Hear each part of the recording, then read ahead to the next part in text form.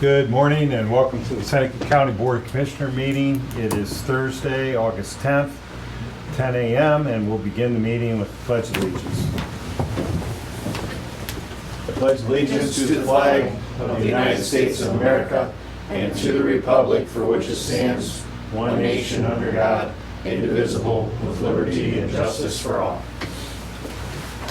Visiting with us today is former Commissioner Mike Kirshner, and he will lead us in prayer. Thank you. Heavenly Father, thank you for another wonderful day. We ask that you give these gentlemen the wisdom they need to do what is in the best interest of those they serve, but moreover, to do what's in your best interest. We thank you for all you have given us, and certainly the accomplishments of the people that are with us today. And we ask for your continued support and your continued wisdom.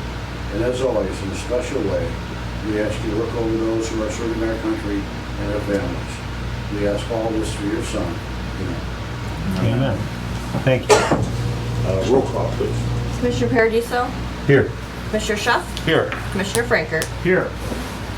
So we will have a formal ditch hearing at 10:05 this morning with Hancock County. They will be phoning in. So until that happens, we'll begin with commissioner reports. Can we take Actually, the minutes? We do need to approve the minutes. Yes.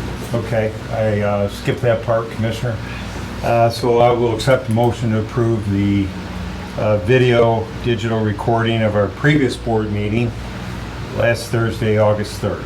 So moved. Second. Roll call. Commissioner Franker? Yes. Commissioner Schuff? Yes. Commissioner Paradiso? Yes. About every 4 meetings I do that. So, okay, Commissioner reports. Do you want to do the I was proclamation? gonna say we can do the proclamation Want then. to sneak that in? Yeah, we'll Okay. do it now. I'm stalling. I'm trying to find something to do for 2 minutes here. We have a proclamation. Thank you. All right, so we have a proclamation dated August 12th, 2023 for Mental Health Awareness Day in Seneca County. Whereas the well-being of our community is the utmost importance, and we put a great value into recognizing the significance of mental health and achieving a sense of wellness, and whereas the city of Fostoria is poised to host a remarkable event that underscores the importance of nurturing both our minds and bodies. And whereas multiple organizations have joined hands to present a free Mental Health Awareness Day on August 12, 2023 from noon to about 9 p.m. at Market Square Park in Fostoria. The day's activities will include a motorcycle run, live music, food trucks, public speakers, and a wealth of information about mental health. And whereas the theme of this event is "It's okay to not be okay," serves as a reminder that seeking help and support and is a strength, and the individuals need not conceal their struggles. And whereas Fostoria's community spirit has embraced the event with organizations such as the Fostoria Area Chamber of Commerce and Visitors Bureau, Hope in Fostoria, the Urban Woody Brewery, and Custom Torso Silk Screened Apparel joining forces. And whereas through the impact of a single event in one city may seem modest on a national scale, the positive effect on those individuals and families who benefit from it are immeasurable. By coming together and supporting one another, we can initiate positive change and help guide individuals towards a path of recovery, resilience, and happiness. Now, therefore, we, the Seneca County Board of Commissioners, do hereby declare and recognize August 12th, 2023 as Mental Health Awareness Day in Seneca County. We commend the efforts of all those involved in organizing this event and urge all citizens to participate, learn, and support the cause of mental health awareness. Let us unite to foster a compassionate and inclusive community that recognizes the significance of caring for both our physical and mental well-being. The witness whereof we, the Seneca County Board of Commissioners, have hereunto set our hand to this proclamation this 10th day of August in the year of our Lord, 2023. Commissioners Anthony Paradiso, Tyler Schuff, and Bill Franker. Nice. Thank you. So we will make sure that gets over to Fostoria. Yes. Talk about that afterwards. One of us will take it over. Okay, good. Thank you. Jimmy, 10:04. Yep. Do you have anything you want to sneak in? No, nothing that would be Okay. short. Yeah, they're going to call any second. I hate to cut somebody off.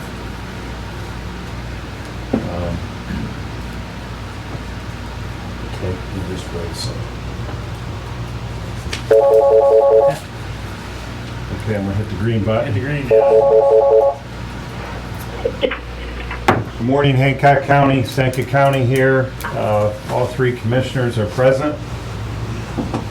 Hi, this is Lynn Taylor, and we have Commissioner Peppel and Commissioner Bexel here for Hancock County. Okay, thank you. Thank you. You can take it from there. Thanks. I'll take it from here. Barb will It's take it from it's here. for Seneca County. It's ours. Okay, Yeah. we'll reverse it. In the matter of resolution for maintenance assessments for collection in 2024 for the Seneca and Hancock Joint County ditches maintained by the Seneca County Ditch Maintenance Program, whereas this Seneca Soil and Water District administers the Seneca County Ditch Maintenance Program by agreement with the Seneca County Commissioner and the Seneca County Engineer, and whereas the 2023 Ditch Maintenance Inspection Report indicates certain work needed to maintain the ditches on the maintenance program, and whereas the Seneca Soil and Water District Conservation District has recommended to the joint boards of Seneca and Hancock County Commissioners that the following assessments be collected to fund maintenance work needed in 2024. I have Lowry Frankert at 23.15% and Keckler Coleman at 29.26%. Therefore, it shall be resolved that the joint board of Seneca and Hancock County Commissioners are in agreement that these provisions are detailed herein, and it further be found that to determine that all formal actions of the board concerning the and relating to the adoption of this resolution shall be adopted in an open meeting of this board, and will deliberate, and all deliberations of this board and any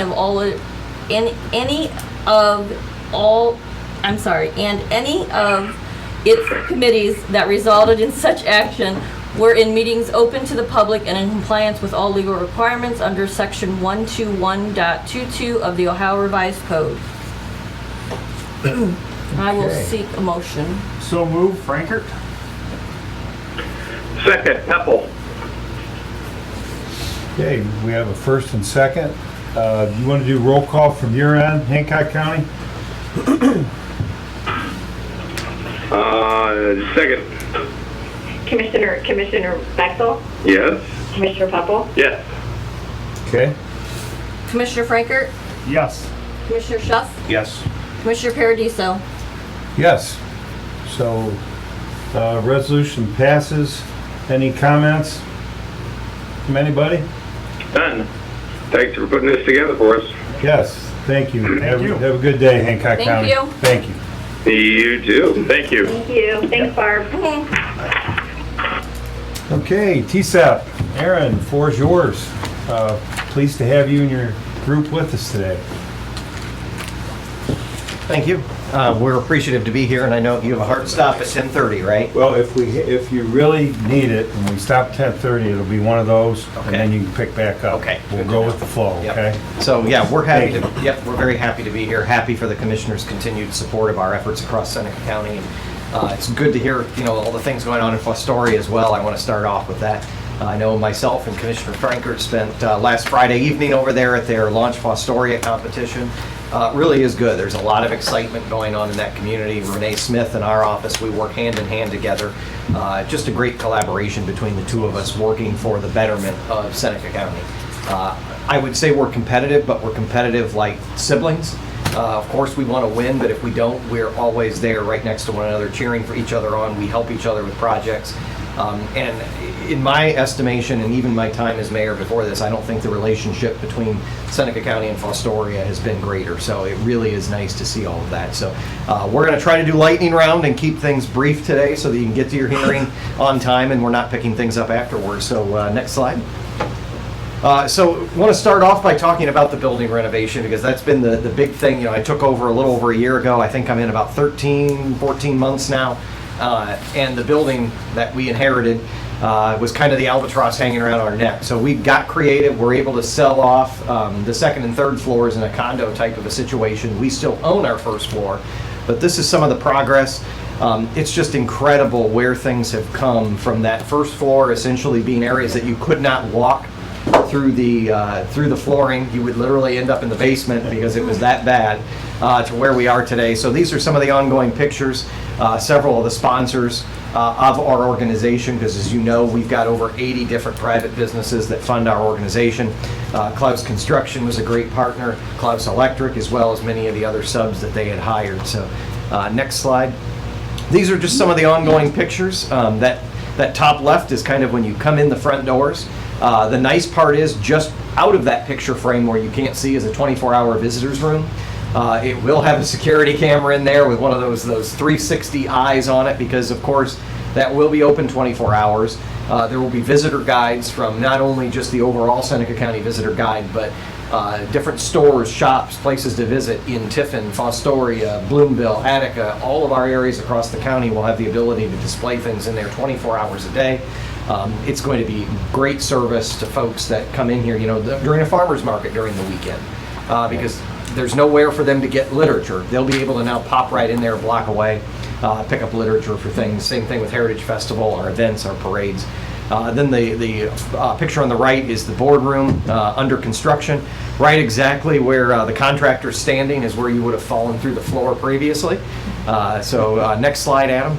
Trap door there. Yeah, that's a trap door. So, when I get too long-winded in our board meetings, the staff pulls the thing out, and I go straight to the basement where I probably belong. So, the top left is the boardroom finished.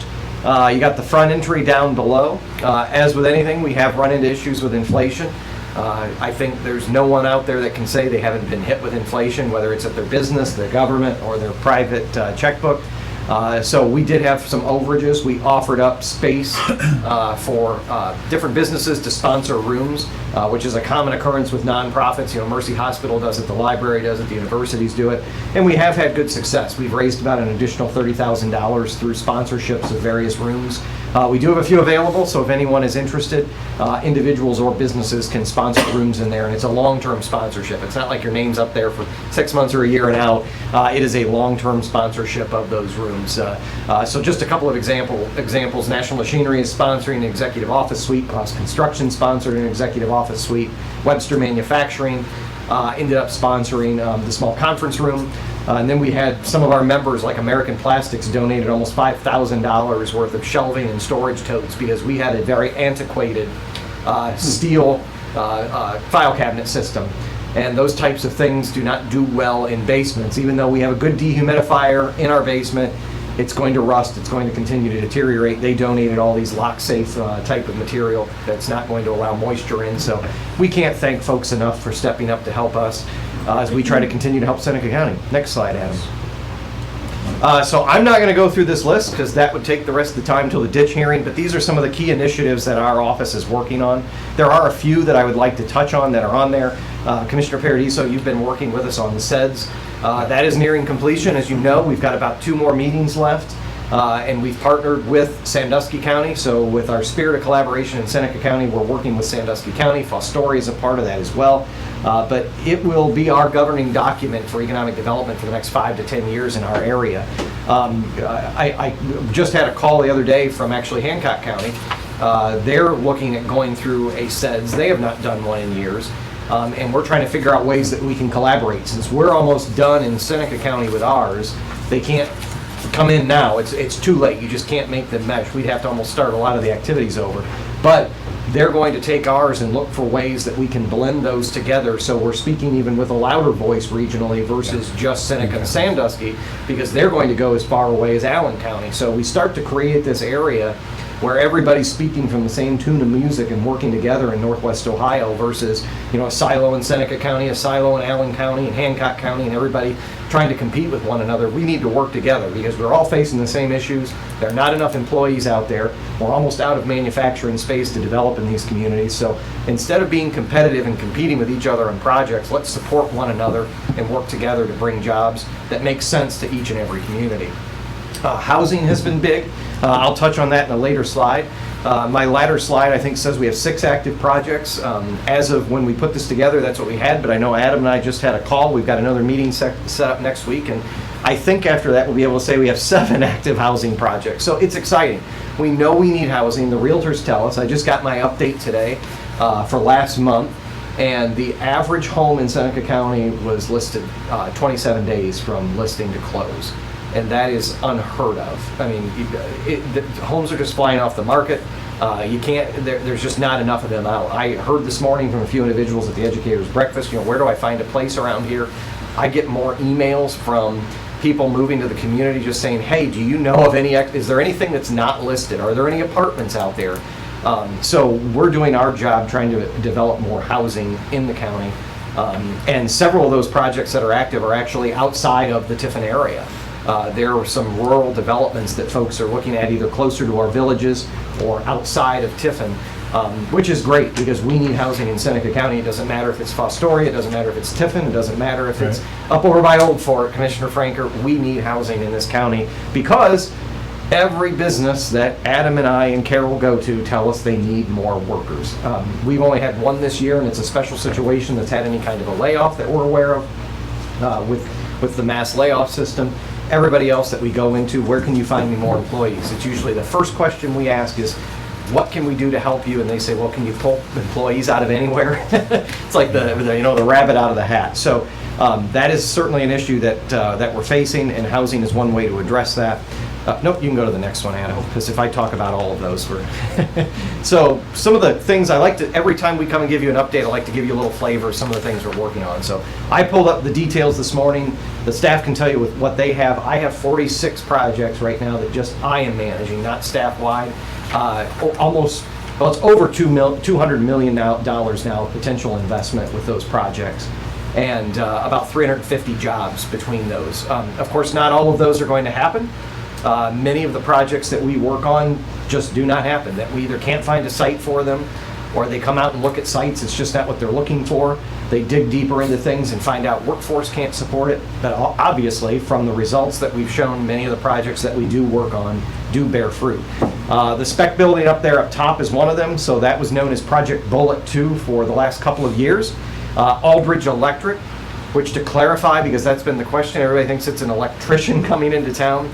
So this is an electrical company that makes big components, big steel poles, that sort of thing for like AEP and some of the power suppliers. So those huge poles you see on 224, for example, that are, I don't know, 100 plus feet tall, huge bases, they build, distribute those sorts of things. So they're not coming in competing, with your Frankfurt Electric, your Klaus Electric, that sort of thing. They really don't have any competitors locally at all. What's been great with this building is the company has not only purchased this, they're going to buy 2 other lots in that industrial park because their president and CEO really likes what he sees going on in Tiffin and Seneca County, loves the environment. They're actually based out of Chicago. They're just shocked when they see how easy we are to work with locally, how low our taxes are, and how we're just so business friendly, that we're not like big cities and a lot of other states that have all this regulation, all these hoops to jump through. So they've bought 2 other lots out there. One will be used short term for a laydown yard because they're going to have so much storage coming in and out. The other one, they're talking about potentially putting up another building that then they would potentially grow into one day, but at least short term lease out for another manufacturer. So I think we've developed a long-term relationship with them, with the parent company of Aldridge, because they're now interested in the last 18 acres that we have of available manufacturing space right now in Seneca County. So Renee and I just got our heads together the other day, and we're trying to figure out where do we get more manufacturing space in Seneca County that is zoned and ready to go. Because right now with leads that we get coming in from the state, you really don't see any of them unless you've got the zoning already done and utilities to the site. They are not interested. And the leads that you see, like, they need it basically yesterday. Many of them want a building already. There are not nearly many leads coming through anymore that say we want fresh ground. Most of them want a building already up. There are still some. I'd say it's probably 70-30, 70 of them wanting buildings, 30 still wanting fresh land. The ones that want fresh land are really usually the big ones that want 50 to 100 acres of land. But that's the problem that Renee and I have both arrived at, is we have to find some more land for this, or else we can't continue to grow in Seneca County. So Renee and I have put our heads together. This site is very exciting because there's a lot of potential there. They're going to start off small, but I think within a few years we're going to see a significant ramp up based on the land that they've acquired and whatnot. Like I said, 6, potentially now a 7th next week with housing projects. And then a couple of projects to touch on at the bottom, Project Capua. That is a site redevelopment here in Tiffin. That is multi-use. It's going to have a restaurant on one site as well as some apartment buildings and other things that they're looking at. We hope to have some sort of an announcement out later this year. They have acquired the land already, but until their site plan is done and they know specifically what they can announce, we're waiting on that. Project Morpheus is another pretty large-scale project that we are working on in the Tiffin area. And then Project New Dawn is one that I'm very excited about. It's one of those projects that I would probably give it about a 30% chance of happening. However, if it does happen, it would transform about 100 acres of land into a really, really exciting multi-use development in the Tiffin area that I think would get the entire community and county very excited about. So those are the kinds of projects. You know, we work on things all the time. Even since I've been here, we have a system that we account for what we think the probability is of a project happening, all the way from 1 to 100%. And there have been projects that I've put in at 10% that have happened. There have been projects I've started off thinking, oh gosh, this is certainly going to happen at 70%, and they don't. That's why, if there's a project that is good for the community, we put our full effort into it, because you just don't know that 10% project may actually turn out and be really good, a win for the community. You could spin your wheels on a project that you think is 75 to 80% chance of happening that just never materializes. So you've got to treat a lot of these projects, especially the larger ones that are good for Seneca County, with the respect of all of them. But things are just exciting right now. The momentum is not let up. We're not hearing bad news from our businesses. If anything, they're just ramping up right now, trying to get through. A lot of our manufacturers we speak to still have sales that are 12 and 24 months out that they're working to catch up from during the COVID period. But I think the takeaways are we need more jobs, or we need more workers, and that with businesses, sales are way up, but that doesn't necessarily always equate to profits because inflation has hit them. So almost every business that we've entered has talked about they have record sales volume, but it's not a record profit year because the inflation has really hit that bottom line. But we're not getting bad news, gloom and doom. I think a lot of it is being pushed by Washington and elsewhere of recession, because we are not seeing that locally, at least yet. So I've probably already overstayed my time. I know I have, looking at my watch, as I always tend to do. So I'm trying to watch Franker's face over there. I figured he'd give me the Pink Panther hook, yank me out the door. You got the button for that trap door like you got up. I know, you really should invest in one of those here. So I appreciate you having us here and everything that you all do. I'm going to turn things over to Karina Haynes, who is our operations manager, and I assure you that she'll fly through things. So. Welcome, Karina. It's actually Karina. Knew I'd make that mistake. You can go to the next slide, Adam. So last year, the Port Authority was able to replace some lines on the Emma Street crossing in Bettsville. They are slowly working on updating more crossings throughout the county, as well as gathering grant information for the NOW to do some much needed maintenance along the line. And then I've been helping schedule BRNEs for Aaron and RGP and Adam, as well as Carol, to visit throughout the county. And then, aside from preparing for my upcoming maternity leave, I've onboarded our intern, Tim, which he's going to introduce himself.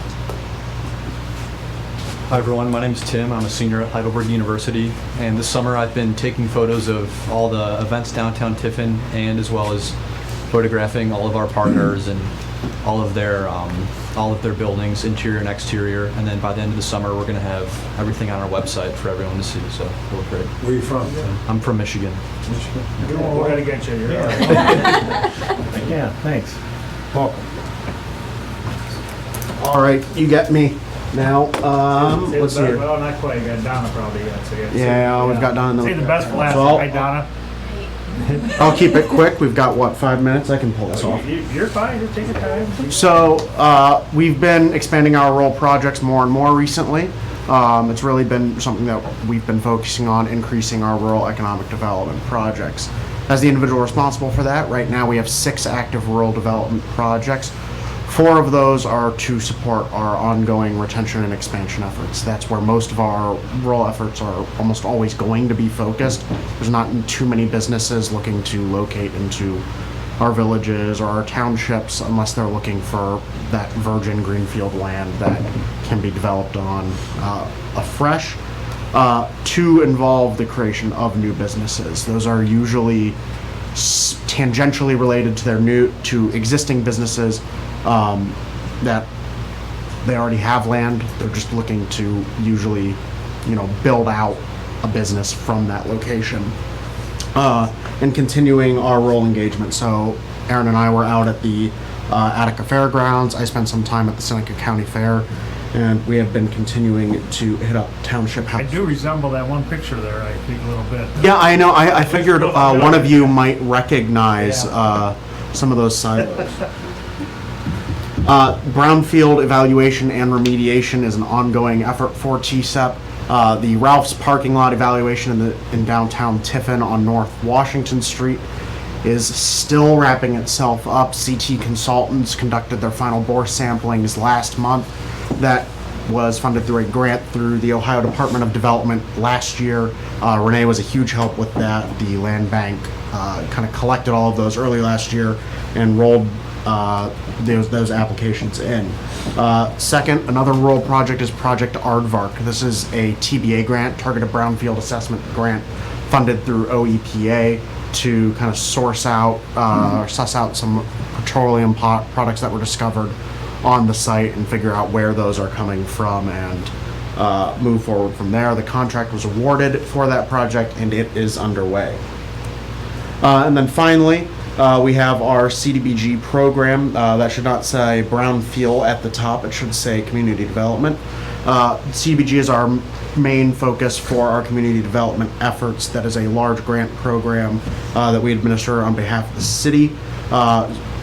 We serve other than the application stage, coordinating between Seneca County Common Ground, who operates the kitchen right now at 45 South Washington Street, the old Fat Cake space, coordinate with them and the city to keep that on track with the goals that we established in that application. And then secondly, the capital appropriations process. You may remember the community kitchen received $300,000 from the state capital budget.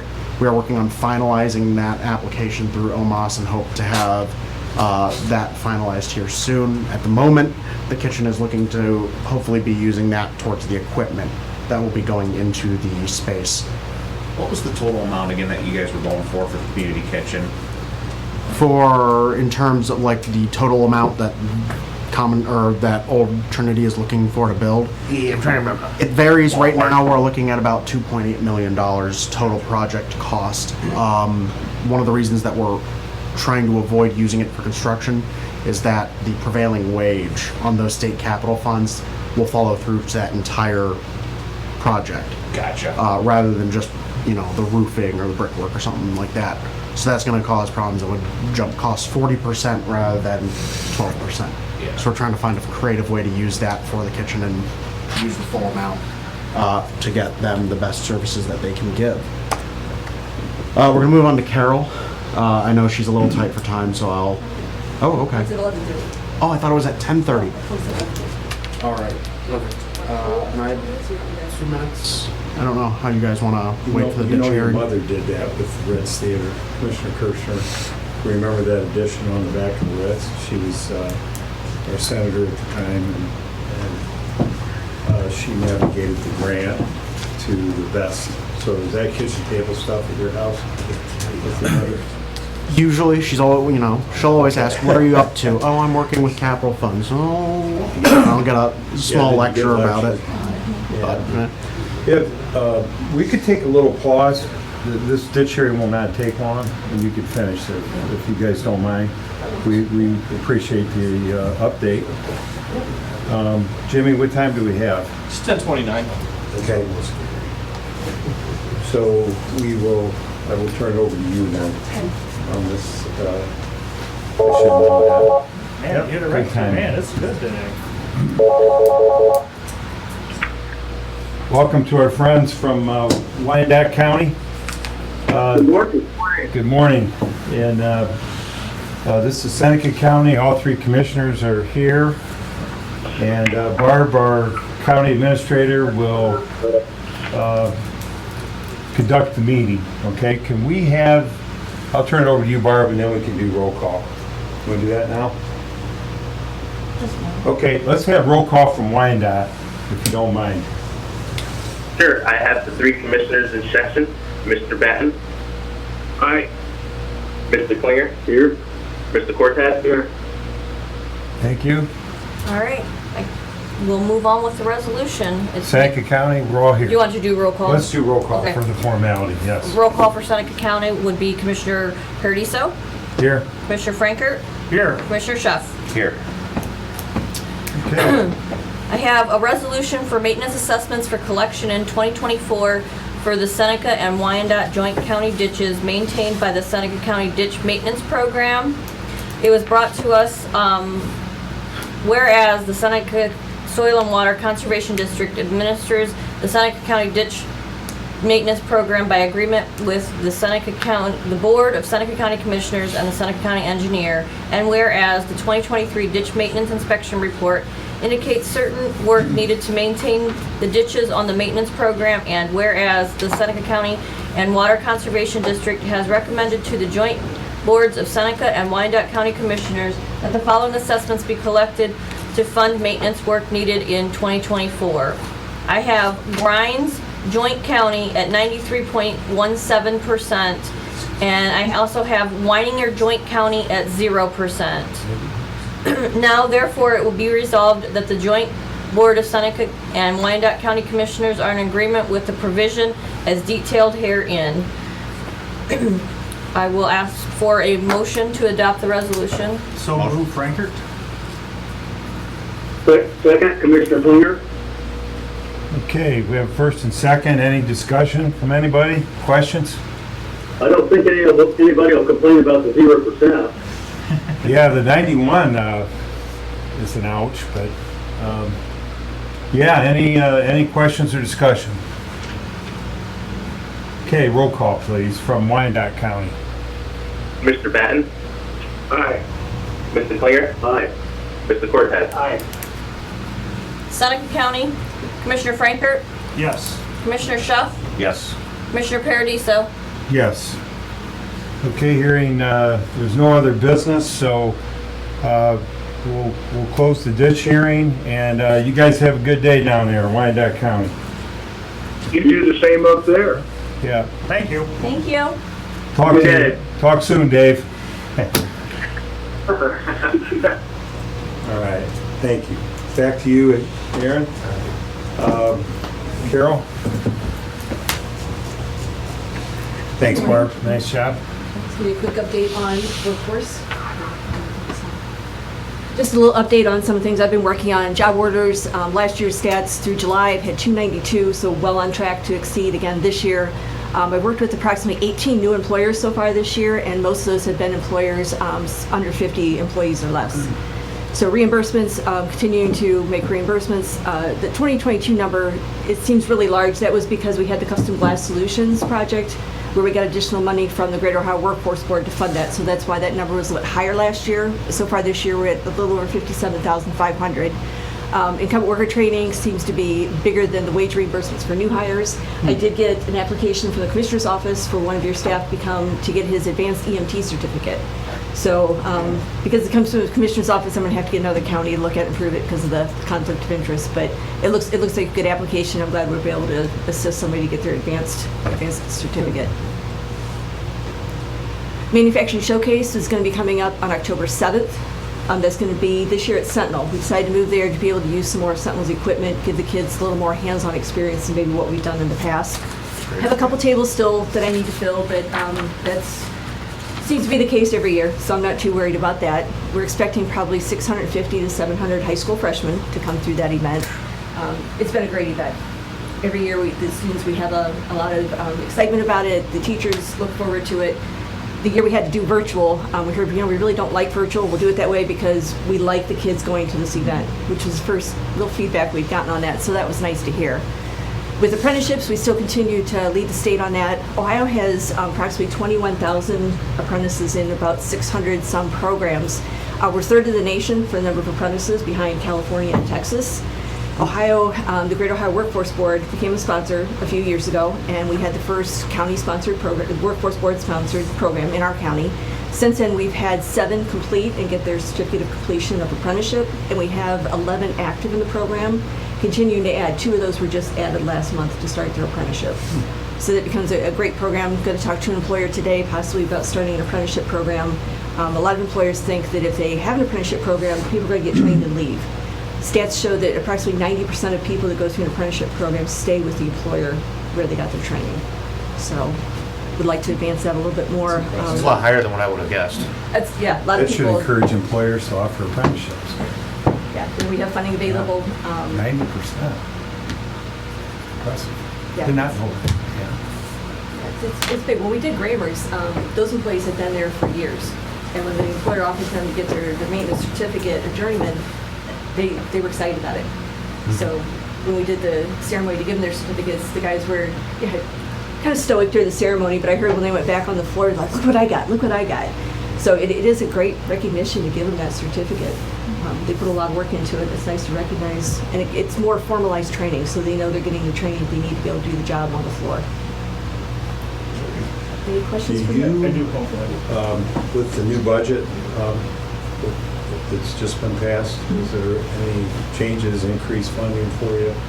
You aware of anything? We'll take a little bit of hit on our Workforce and Innovation Opportunity Act funding. That was cut a little bit? A little bit, but being part of a 43-county workforce board area, that helps because some other counties don't traditionally spend their money, and it gives us access to be able to request those funds. So I don't imagine it's going to hurt us too much. That you noticed as of now? We do have, we're working with GLCAP. They got a grant through the Ohio Manufacturers Association that was actually through an EDA grant, the Good Jobs Challenge. So GLCAP has $500,000. And so recently, Aaron and I, along with GLCAP staff, have started meeting with Seneca County employers to talk about how those funds can also supplement some of the funding that we currently have.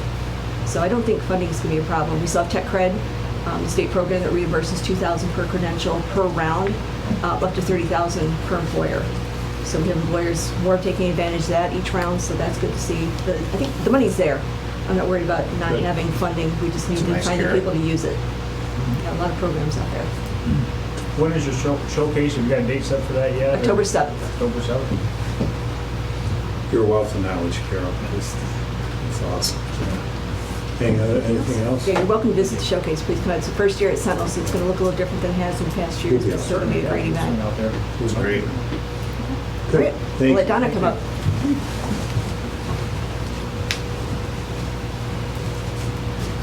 Thank you. Hello. So our downtown revitalization is continuing to grow, which is so exciting. And that is based on the collaboration that we have with Seneca County, the City of Tiffin, and Heritage Ohio, which is part of our Main Street program. They host us. So with that being said, the Main Street program has the 4 pillars that we base what we do in our volunteer committees. So I just want to highlight some of the committees and what we have been working on. So next slide, our Business Enhancement Committee, they are responsible for enhancing our businesses. So they do insight calls, they check in with all of our downtown businesses twice a year.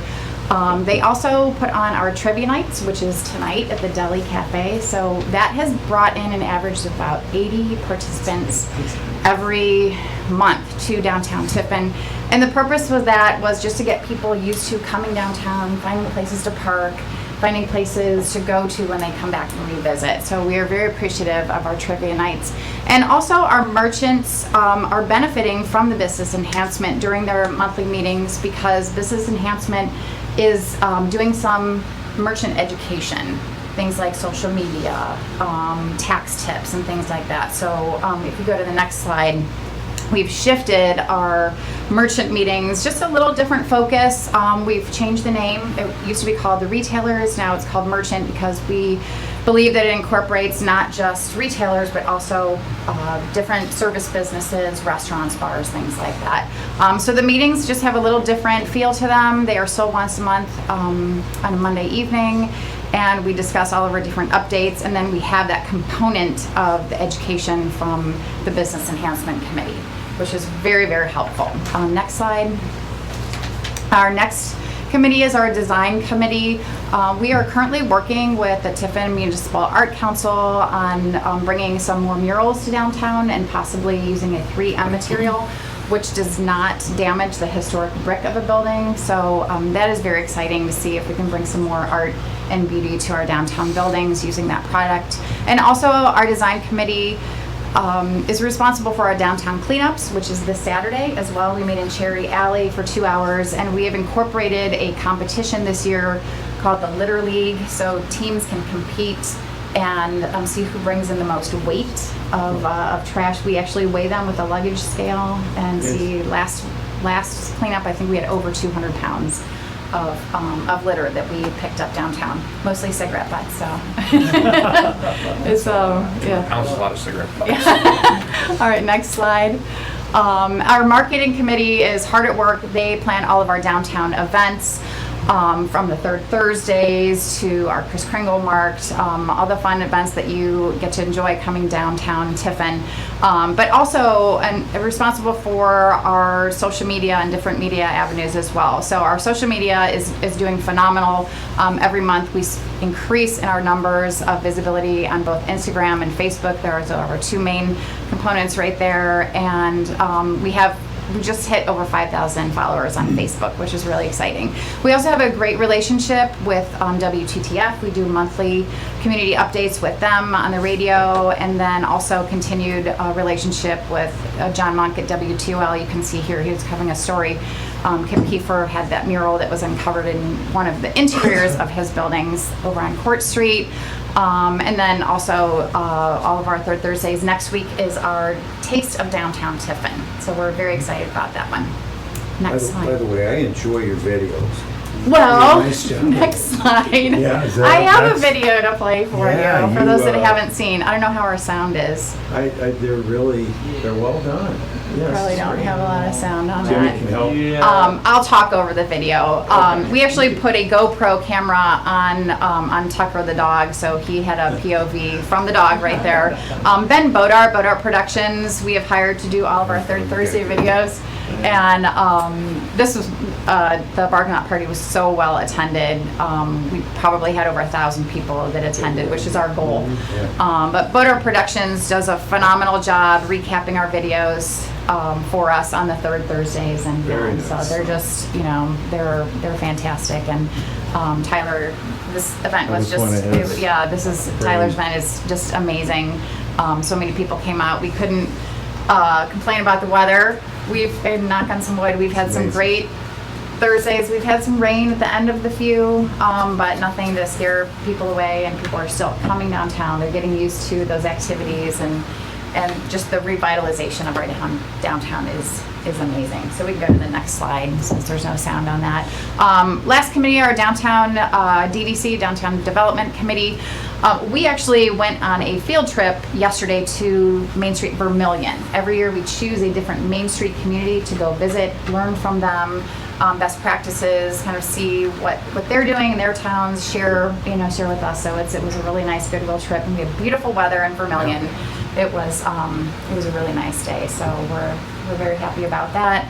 And then also with Heritage Ohio, Aaron and Dan Brickner and I just presented a webinar for all of Heritage Ohio on our facade enhancement grant, which is just going so well this year. We are almost close to using up all of those funds, which is so exciting because that just means our downtown is going to look more beautiful and be saved with that revitalization.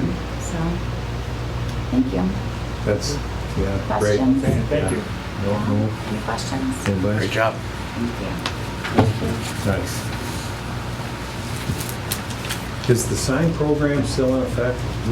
No. That was suspended, So, right? yeah, it did not get enough participation, so So we- we're gonna do an autopsy on it, see if there's a way to fix it, so. Yeah. Richland County's gone now, so it might be a little easier. That could help too, yeah. Can't make it any worse. Yeah, so that's our presentation, commissioners. We thank you for your support. If there are any questions, any of us can jump in and answer them. but We're we good. appreciate We'll just take a 30-second break, and you guys can work your way out. Thanks for coming. Close it. Okay. All right. Thank you. Do we have any updates on Eduardo's project? Have you spoken with him? No rules. Thanks, man.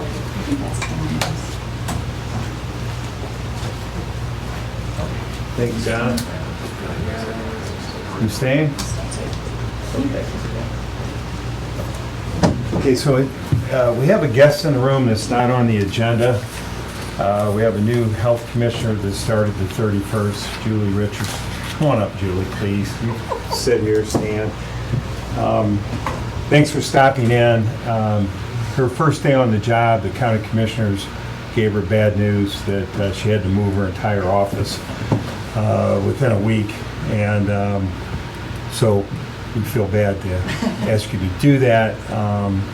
But you're always smiling, you're doing a great job, and so thank you. So welcome. You have the floor, maybe we can have a little interaction. But tell us a little bit about what's going on. Yeah, I think I just would first like to give my heartfelt thanks to all of you, Barb especially, and John in maintenance, because like you said, it was day one when we got that news. So I had a glazed deer in headlight look the entire You did not week. know that when you took the job. Did not know that. Trial yeah. by fire. Yeah. Yeah. But it was, I'll tell you what, my team and I are bonding very, very well because we're in it together.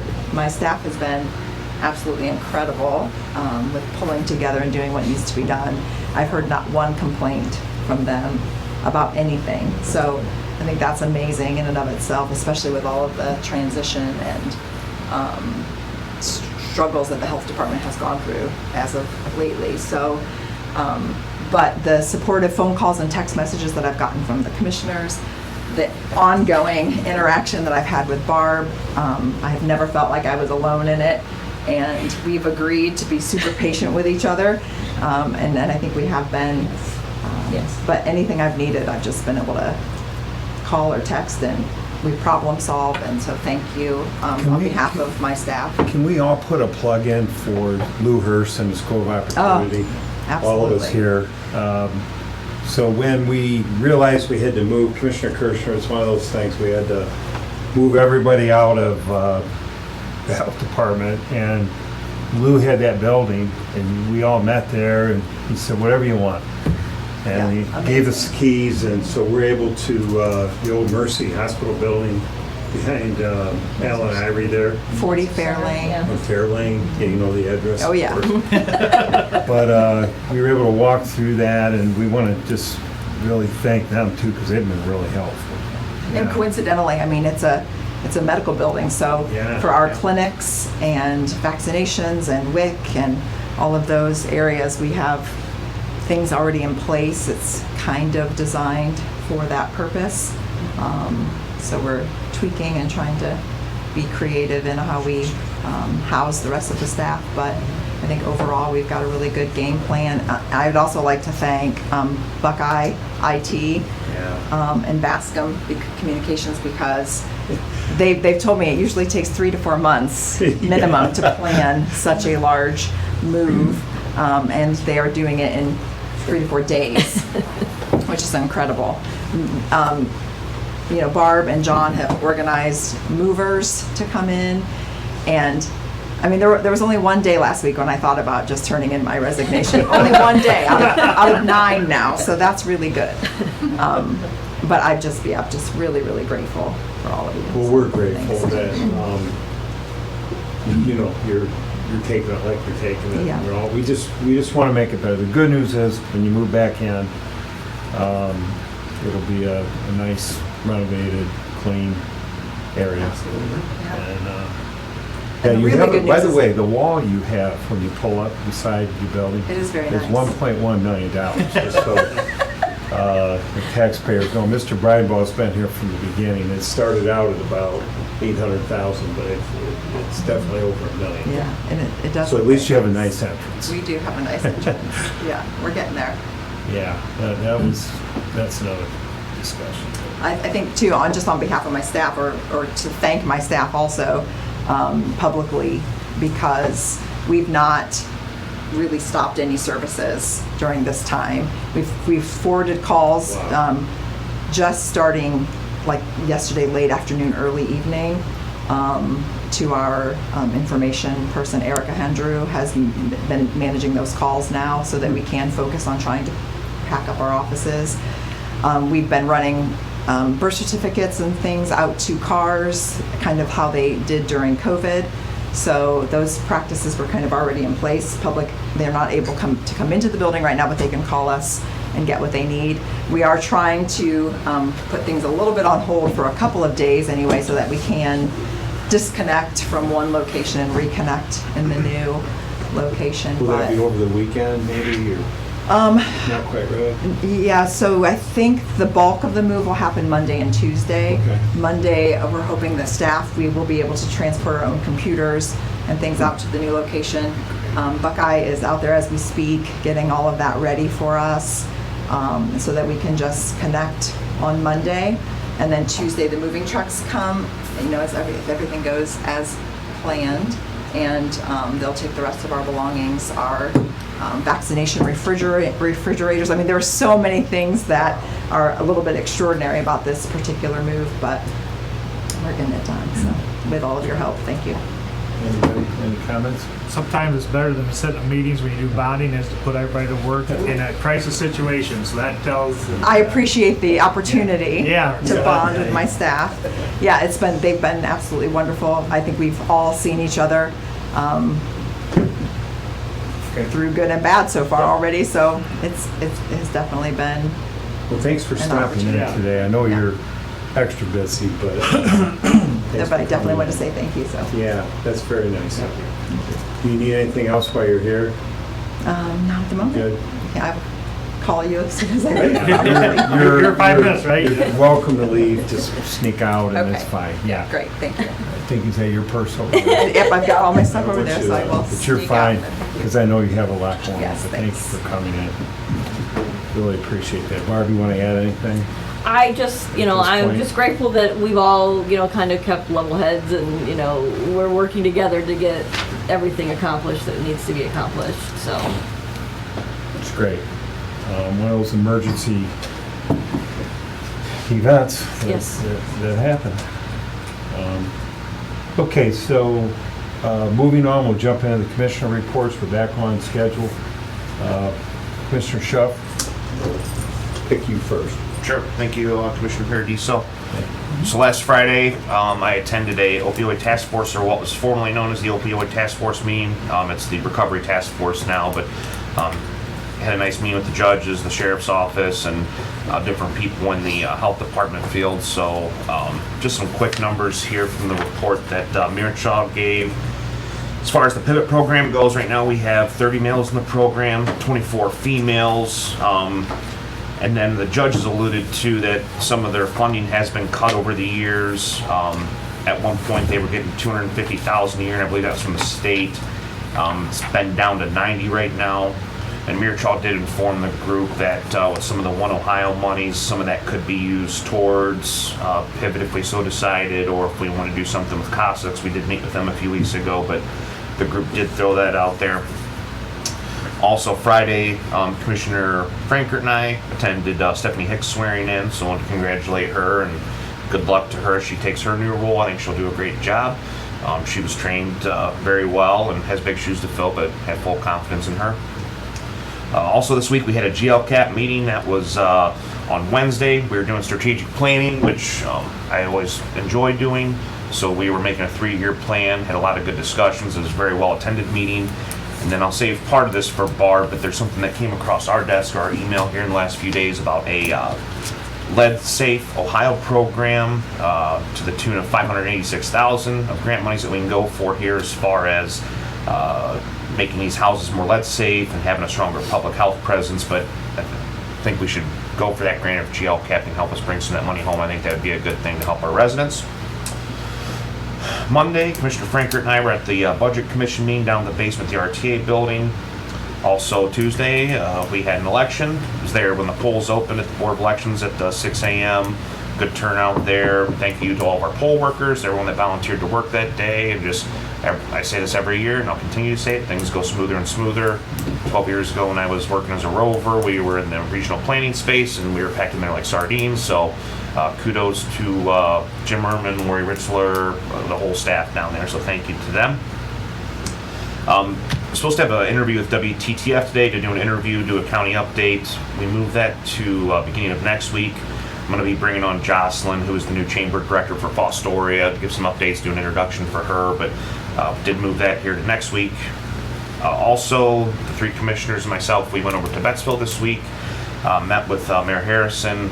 We looked at some potential space here for an EMS building out there, whether it be temporary or permanent, but I would like to continue those discussions going down the line.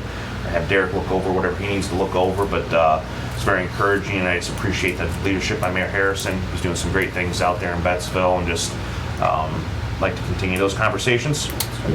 Also this week, we went through RFQs here for some energy conservation projects, so we've met with some different groups to take a look inside and out of our county infrastructure, our buildings, sheriff's office, the youth center, RTA, you name it, but we're going through those proposals right now. There's a lot to digest and dig into those, but I think the other commissioners had some really good questions, same with Barb, so we are weighing those out, and if we can get a good grasp on our buildings, I'd rather see the county be proactive as opposed to reactive, because we get a lot of surprise bills a lot, and it's no fun when you get those $100,000 surprises of something that needs fixed immediately.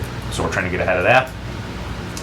Attended the Republican luncheon this week, gave some updates. Also today at 1:30, there's a joint mental health facility, just informational type meeting. And then just a few quick things here to finish up on. Out at Clinton Fire Department, they're having their dedication here this Sunday. I think Jimmy and I are going to work on a proclamation, and I don't know if Bill, you want to take that out, or I, whoever, but just want to let the public know about that. Do we know the time? 1 o'clock. 1 o'clock out of Clinton, yeah. Got it, yeah. Then lastly, I know at the last meeting or meeting prior to that, we had talked about setting up a meeting with JDI. We had to reschedule that meeting because of technical difficulties, but they had some ideas, concepts of doing some stuff with the facade of the RTA building. Is that something you guys want me to reset up? Is that something we're not ready to do yet? Do we prolong? If you guys want me to set up a meeting, I will, but is it something that we're ready to look at or tackle at this point, or do we want to kind of put that on the back burner? I don't mind. Yeah. Set up, okay. Yeah. I'll reach out to them and get back to you guys next meeting, but just, I didn't know if they had an appetite to look at that. Thursday. Yep. That's all I have. Good. It's good week. Yeah, that's a good report. Mr. Frank? As Tyler alluded to, yeah, I was over for Stephanie Hicks swearing in on Friday. Friday night, my wife and granddaughter and I went over to Fostoria launch. Mayor Montz, ex-Mayor Montz is there with that, and want to congratulate, I got to be careful how I say this, Brett Herrig. He was the winner, and the name of his business is In the Axe. So, congratulations to him. What's that? AXE. Right, yep, exactly. So, congratulations to him. He's ready, kind of established, so hopefully he continues on with that. Started looting Monday, we had budget commission, and also we had a board of revision right after that. Tuesday, my wife and I worked the board of elections out to the education service center all day, and luckily everything went without a glitch. And kudos to Jim and Lori. They run a great staff down there, and keep things moving along real well. This morning, Commissioner Paradiso and I, we attended the educators breakfast out to Heidelberg, and what a great turnout. A lot of new teachers coming on board around the county, and yeah, it was a great event and stuff on it. And then, as Tyler alluded to, this Sunday's open house for Clinton Township on their new fire station. So that's what I have. I apologize, Bill. We'll start throwing out of a hat for different topics to talk Fine. about. Yeah, you're good. So Tuesday, while you were working the board, attended the Attica Fair opening. Commissioner Kirchhoff's first one, been there 8 years in a row, right? It was awesome weather. They just do a great job out there. So we were there. I was there representing the commissioners. We had a CDA meeting, cooperative development agreement meeting. Looks like it's our final meeting, and this is the annexation agreement between the city of Fostoria and two townships, be Loudon and Jackson. There's been some back and forth on it. There was a verbal agreement, and that's being drawn up and circulated. We'll be asked to take action on that once it gets through the system. But great process. The one they have now, which has been extended, expires, I think it's November 4th. So we feel we can hit that deadline, get it done, and so hats off to everyone for giving and taking and working together to get that accomplished. That's a big deal. So had a Heritage Festival meeting. That's coming up. Everything I can tell, it was not on the committee last year. This one's going to be bigger and better. It just amazes me as I go to these meetings, what's going on. So I'll be involved in that this year. I did want to bring one thing up. We have an EMS meeting coming up. We're going to take action on the contract to build a new building. And I was thinking about a groundbreaking date. We will have a ribbon cutting when the building's built, and then there's some people I personally like to invite that have been involved from way back.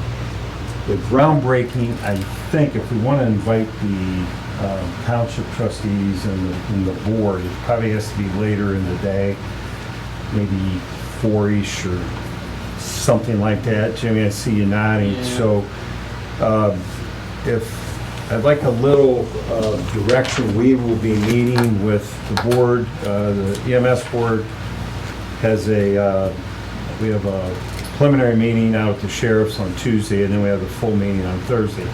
I'd like to maybe suggest something to them, get their input, and then bring that back, and then we can start planning it. Yeah. So is that? Yeah. No, I think that's a great idea. Everything's good. Yeah. Do you have an idea, like when? Well, no, I don't actually. Okay. So Okay. I would think. Ask them what they think, and then. The sooner the better. What are you thinking? About 2-3 weeks from now? Yeah, I mean, kind of a thing. Once we have a timeline on when they want to get started, then get out the shovels and. We have to pass a resolution to commence the construction process. Yeah, we're jumping ahead a little, but I just. Sure, that's on the agenda It's today, just isn't it? discussion point. Yeah. Either way, we want to think ahead on a date, kind of save the date. It's hard because we really want to invite the 16 townships and villages. Yeah. See if they can come, try to accommodate them. So I don't think midday time is going to work. But I'll get back to everybody. I'm going to bring it up at the EMS meeting. Something in the evening. Yeah, and just see what they think to try to get them here. It'll be dinner time. Maybe like a 5 o'clock or Yeah, something. something like that. Is that good? Yeah. That's all I have. So, county administrator report. I have some budget numbers for you. In the month, for the month of July, revenue was collected at just over $1.4 million. And expenses, again, in the same period of July, 1.4 million, just over $1.4 million as well. So I think we're on track to stabilize our expenses over our revenue. The revenue is trending about 3% higher than the target as of July 31st. The target would be about 58%. We've collected roughly almost 62% revenue that's been budgeted. So we're doing okay with money-wise as far as general funds. So just to bring those numbers to your attention. As Tyler had spoke about, we've gotten, maybe it wasn't that one. Yeah, Tyler spoke about this one.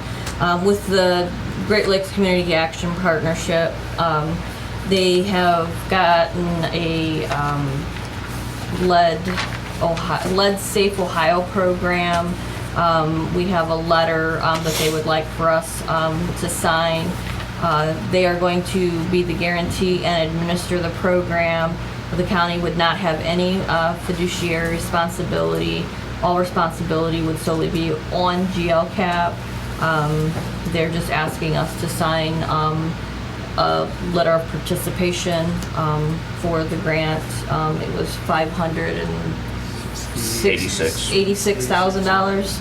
That's That they, yes, $586,000. So I will get that letter together, put it on our letterhead and get it back to them so that they can, if you guys are Because you're going to work on a kind of big picture things, kind of through Ohio Department of Health, kind of promote it to our local health department, you know, any buildings they have, so it's going to be a. And see, this is a really good example of follow-up from last meeting when we took action with the grants department, you know, by not being exclusive.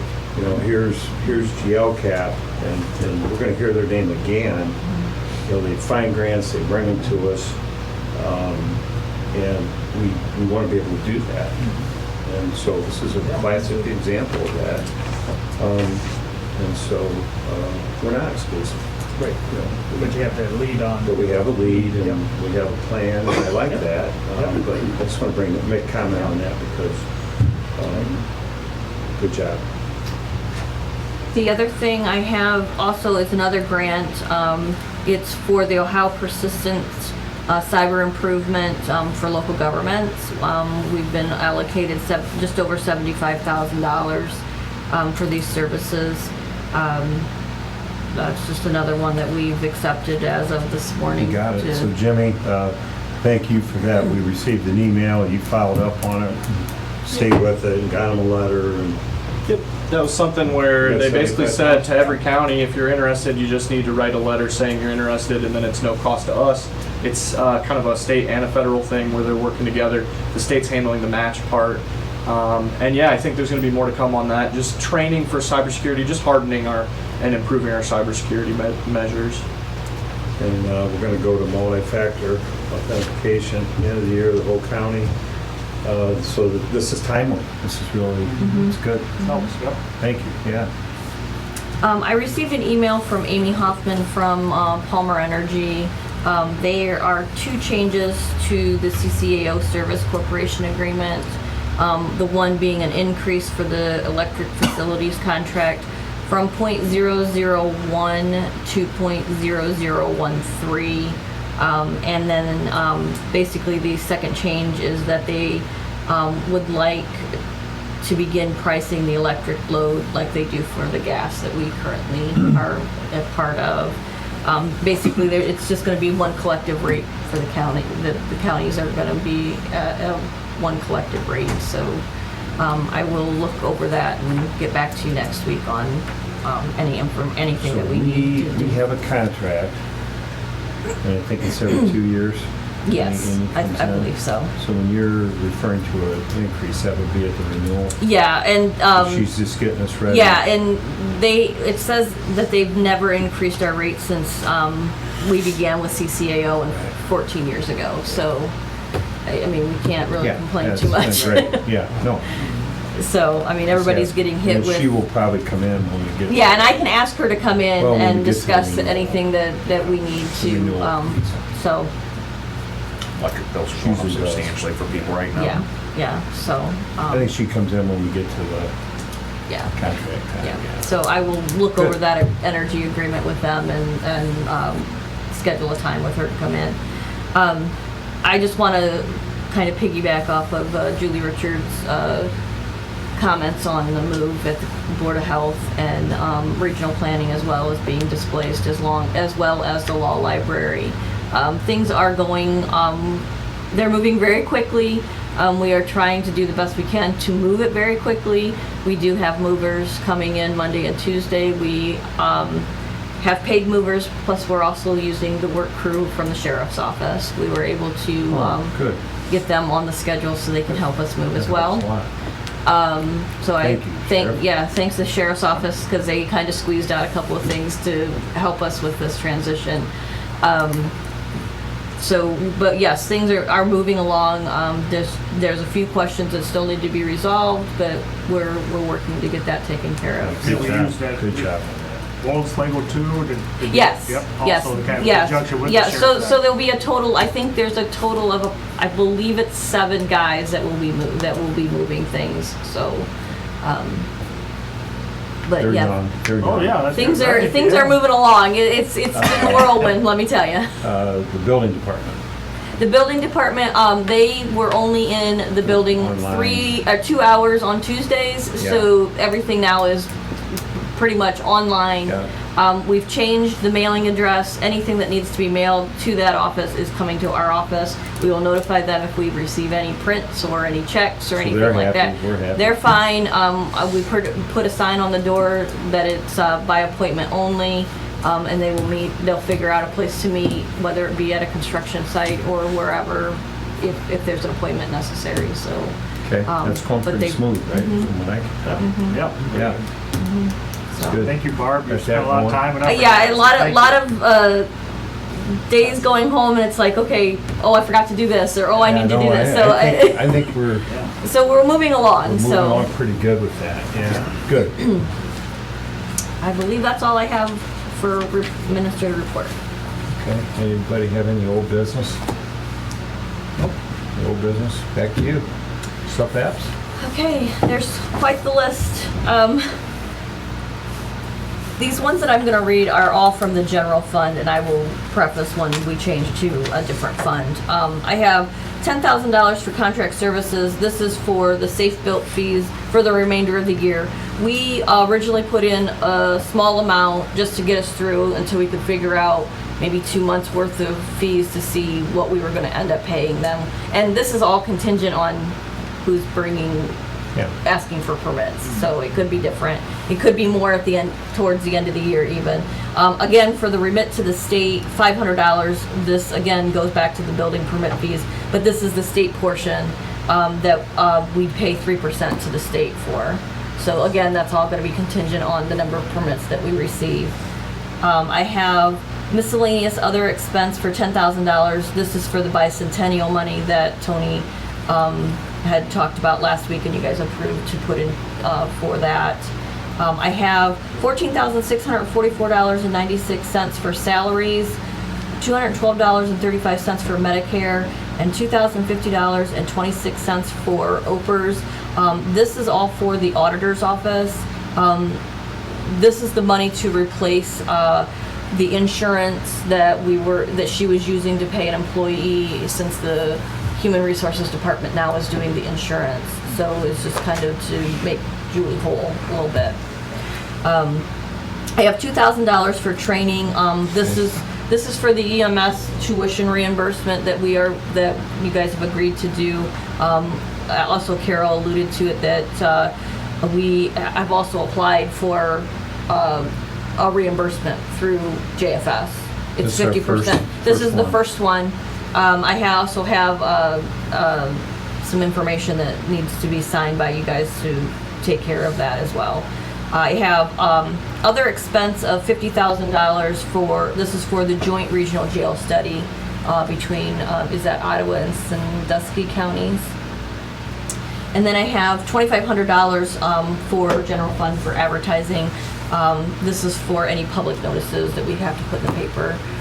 We've exhausted quite a bit of money this year with the the alley vacations and things that we've had to publicize. So we've had quite a few of those. So way more than yeah. So then for the ARPA fund, the contract services of $25,000. This is for the CSB move. I figured this was a very good useful to use the ARPA money for this project. Then I also have for the comprehensive opioid stimulant and substance abuse program, I have OPERS of $4,620, Medicare at $478.50, workers' comp at $907.50, and salaries at $26,994. This is for the sheriff's office. They receive money. So they're just putting that money to use to pay employees. I have the County Township Road Reconstruction Grant for $1,078,586. This is for the issue 1, round 37. And then I have from our County Capital Projects Fund, $534,532.03 for the Southeast EMS station. This is the remaining money that's needed to fulfill the contract. since we had put money in place in 2022 when we were originally, when it all got started. If there's no discussion, I'd like to make a motion that we accept the new business and the supplemental appropriations as presented. I'll second. Any other discussion? Nope. Okay. Commissioner Franker, Yes. Commissioner Schuff, Yes. Commissioner Paradiso. Yes. Good. I have resolution authorizing the expenditure of non-general funds for city tax unable to be removed from the Seneca County EMA credit card. Basically, I think John went to a conference in Columbus. There was an overnight stay, and the hotel will not refund the $11.02 for the city tax. So they charge this tax. So they start, and because we're a public entity, we don't pay sales tax, but they are not removing it. We've attempted several times, and so now it's up to you guys to determine whether we pay it or not. How much? $11. $11.02. It's like $3.75 a piece. I'll throw it in and get it off Barb's plate. I mean, they have the money, but we have to do by resolution to pay, in order to pay it. What's your recommendation? I would just pay it. Yeah. Save ourselves. Okay. Yeah. So move on that. Second. This falls under the hassle factor. Yes. Yeah. Roll call. Commissioner Franker, Yes. Commissioner Schuff, Yes. Commissioner Paradiso. Yes. Is that headline news?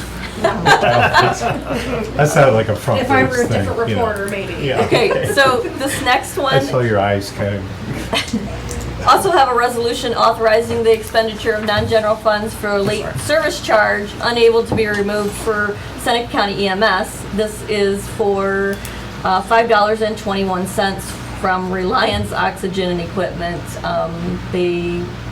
We've talked to them several times. We're getting and- nickel and dime this month. Yeah, yeah. So, Motion to pass the resolution. Second. That's your recommendation, right? Mark? just pay it. They're not, I mean, Okay. I got it. You worked there, the auditor, you're running the show, so. Yep. Good. Roll call. Commissioner Franker, Yes. Commissioner Schuff, Yes. Commissioner Paradiso. Yes. Will we have to do anything different with the auditor for? No, what they'll do is when EMA and EMS pay those bills, they will pay them in full. They will attach this resolution so that the auditor's office knows that we've approved them to be paid. How do we prevent this in the future? Well, Because we don't want to do this all the time. right, and EMS is working with them to, because they're stating that the bill is dropped when they bring oxygen. They drop off the bill. I don't know what happened in that meantime, that it got lost, and then we got a statement that stated, but that has been resolved. Lynn has worked on that. Yeah. And then EMA, they're aware that they need to make sure that they have all of their tax exempt certificates when they go to a hotel Sure. to stay, so that Okay. we don't get charged this. So there are remedies to it, so we're just working. That makes sense. Okay. So, one could say some of this is our own us. yeah, Yeah. yeah. Okay. Fair. The next resolution is entering into contract with Klaus Construction Corporation for the Seneca County EMS Station Number 1. So move. Second. Okay, it's discussion. I'd like to make a comment. Sure. Just seeing where we're at now to where we were a few years ago and even prior administrations, I mean, against all odds, I mean, this is finally starting to come together. We're gonna have shovels in the ground here. Just nice to see these stations going. I mean, kudos to Commissioner Paradiso, Commissioner Franker. I mean, there's literally been hundreds of hours discussed on these topics of getting the EMS stations built, getting them throughout the county, talking to the trustees, the ambulance districts, the fire chiefs. I mean, it's just, it's exciting. I'm personally excited. Just kudos to both of you. And like I said, against all odds, it's finally happening. Yeah. Thank you. We, Appreciate that. so, you've gone through the contract, Derek signed it, just so everybody knows, prosecutor signed it. I heard you go over it with the architect.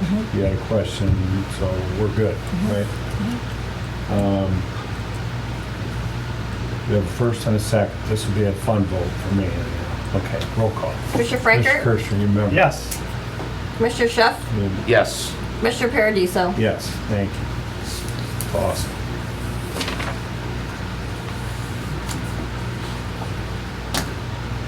Okay. I have resolution approving American Rescue Plan Act Fund requests allowable under federal guidelines.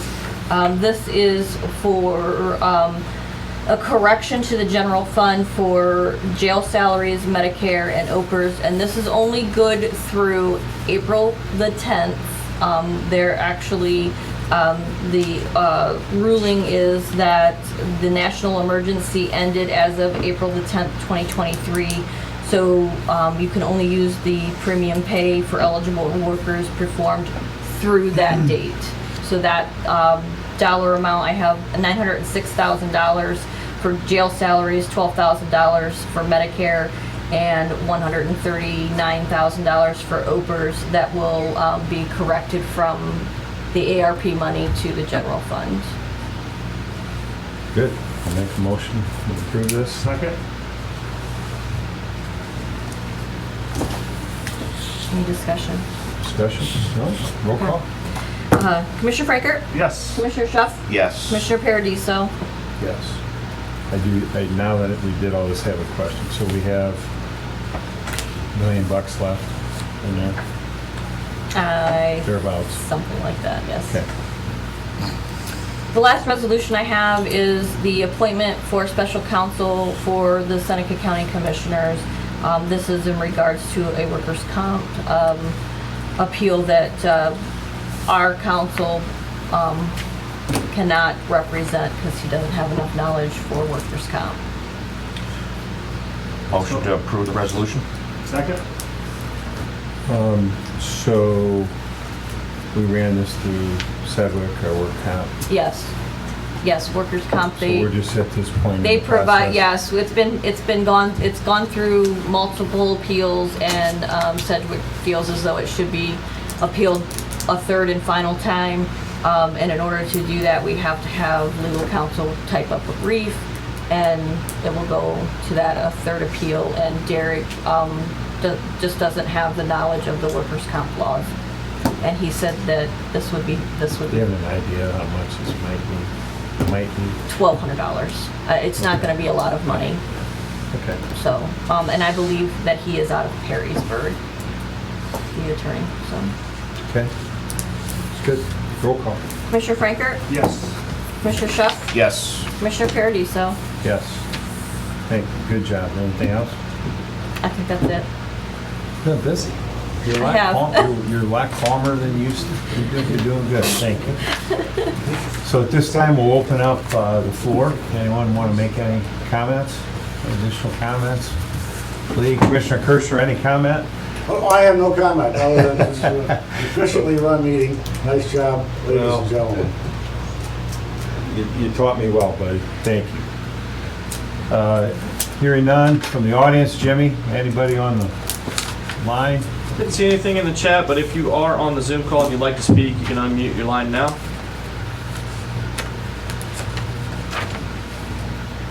I think I only had two screw-ups today, so pretty good meeting for me. Right? It's only... Okay, meeting's adjourned. Thank you.